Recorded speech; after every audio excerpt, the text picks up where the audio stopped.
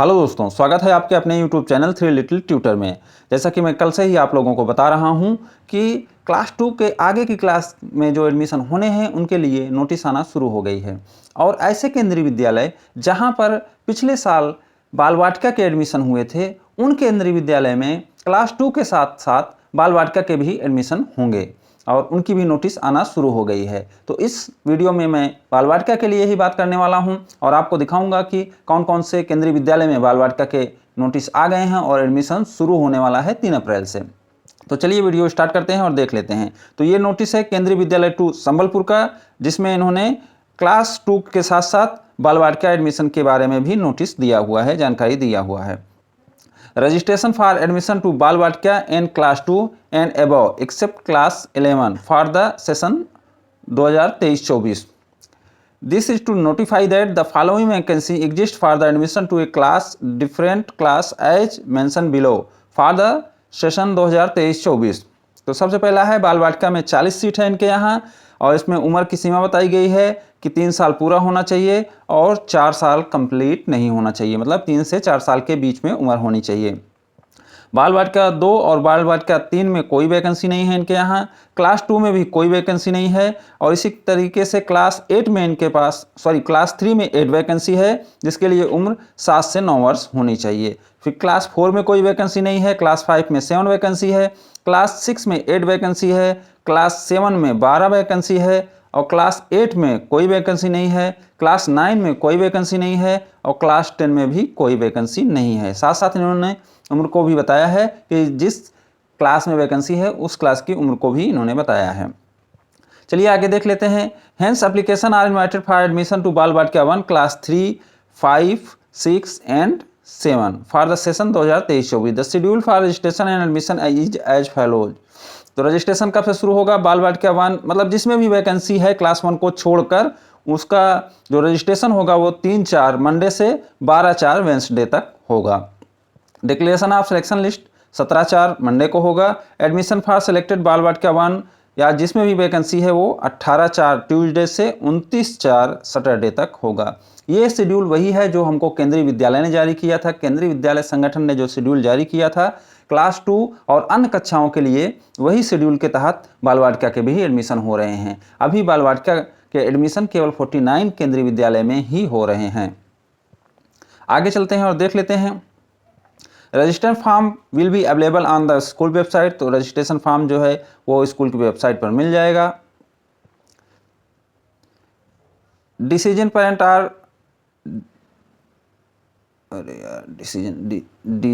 Yes कर दे ने फिर से जोड़ दे, कट के दे कि हम बोल दे फिर से कट के।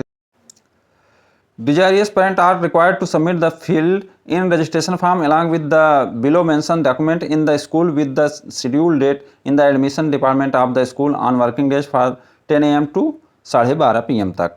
तो जो पेरेंट्स फॉर्म भरना चाहते हैं वो अच्छे से फॉर्म भर के सारे डॉक्यूमेंट लगाकर आपको स्कूल के एडमिशन डिपार्टमेंट के पास जमा करना होगा। Reservation under the provision of RT act 2009 shall be applicable at the entry level only with बाल वाटिका 1।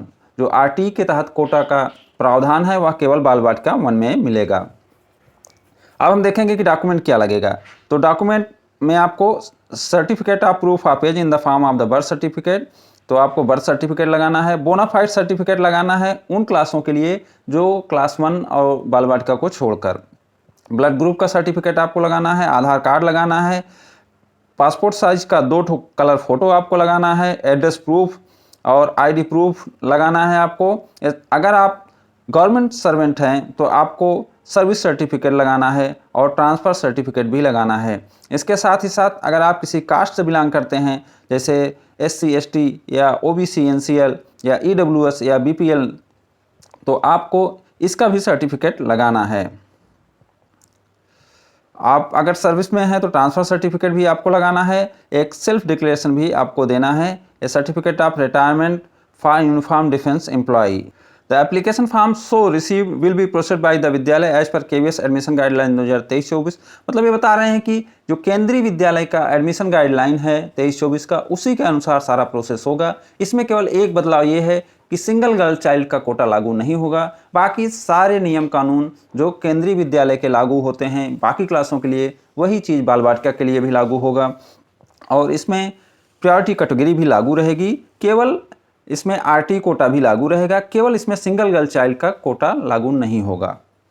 साथ ही साथ इन्होंने रजिस्ट्रेशन फॉर्म भी दिया है जिसे भर के आपको देना है। तो इन्होंने अपने केंद्रीय विद्यालय का ही रजिस्ट्रेशन फॉर्म दिया है, इसलिए आपको इसमें आप केंद्रीय विद्यालय का नाम नहीं भरना है। अब इसमें आपको जो भी डिटेल इन्होंने मांगा है उसको भर के जमा करना है। जैसे बच्चे का फ़ोटो लगाना है, बच्चे का नाम लिखना है, उसका जो है मेल लिखना है, बच्चे की संबंधित श्रेणी लिखना है, उसके बाद इकलौती कन्या संतान है क्या लिखना है, कमज़ोर वर्ग से हैं या SC ST OBC हैं या BPL हैं उसको आपको लिखना है। अगर बच्चा दुर्भाग्यवश विकलांग है तो उसको लिखना है।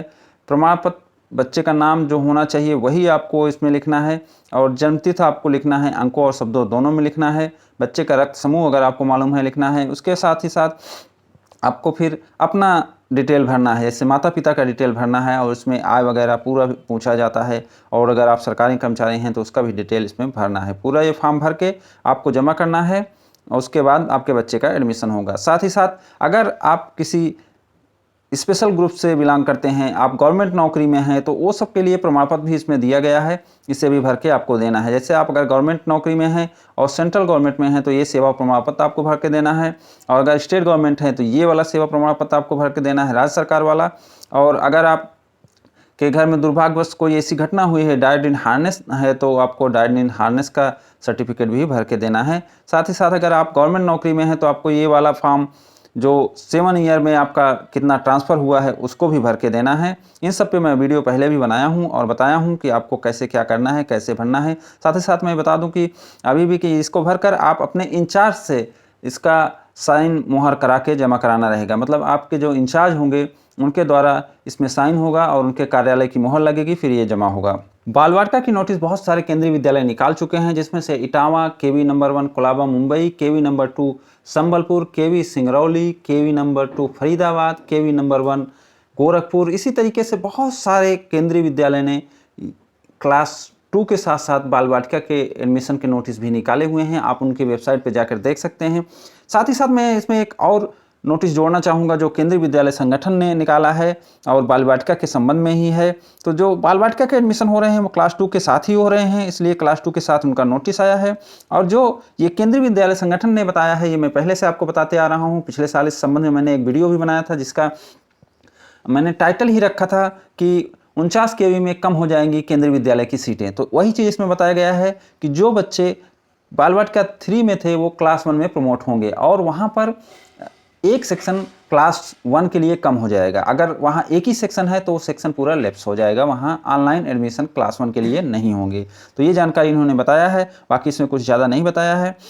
और जो 49 KV का इन्होंने बात किया है उसकी लिस्ट भी मैं आपको आगे चल के प्रोवाइड कर दूंगा। तो आप लोग हमारे चैनल से जुड़े रहें और देखते रहें। जल्दी ही मैं इस बारे में और जानकारी आपके लिए जुटा रहा हूं और लेके आऊँगा। आपके लिए जो महत्वपूर्ण जानकारियाँ होती हैं उनको मैं ढूंढ के आपके लिए लाता हूँ। तो उम्मीद करता हूँ कि आपको ये वर्क पसंद आता होगा, और अगर आपको ये वर्क हमारा पसंद आता है तो इससे लाइक करें, शेयर करें और हमारे चैनल को सब्सक्राइब भी करें। Thank you for watching.